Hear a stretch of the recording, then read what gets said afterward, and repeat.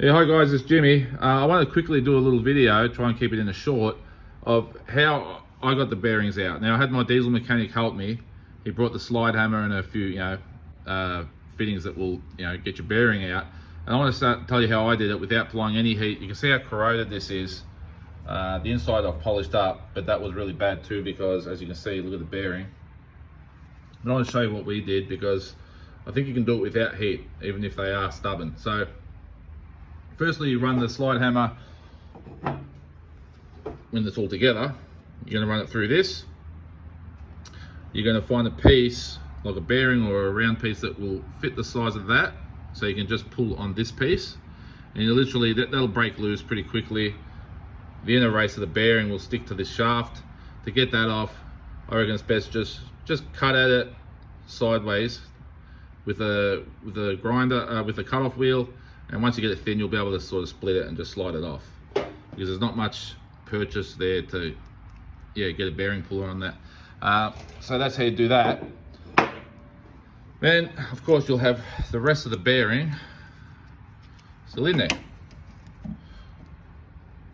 Now, again, slide hammer through here, get a round piece on the other side, the same size of the bearing or a little bit smaller.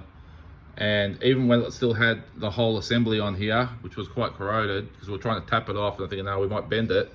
So what we did is we pulled it all apart in one shot. So as the bearing broke loose with the slide hammer, it also grabbed the assembly for the handbrake and slid that off in one piece. And without heat or anything. So it come apart. Didn't take long, literally had that apart, did the whole thing on one side in probably less than 10 minutes, maybe 5 minutes. And as for going back together, all you have to do is you'll polish this, get it nice and shiny, a little bit of lubrication in there, whatever, assembly oil or whatever you use. And when it goes to putting the actual bearing in, probably put it in the freezer, that will help.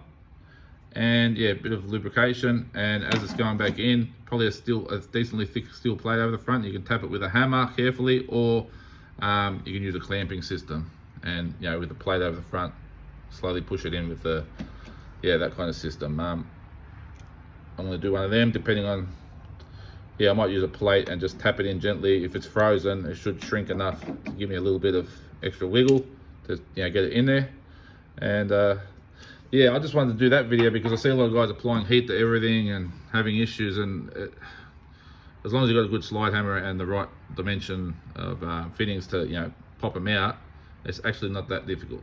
So I'm quite happy that I've got to this position.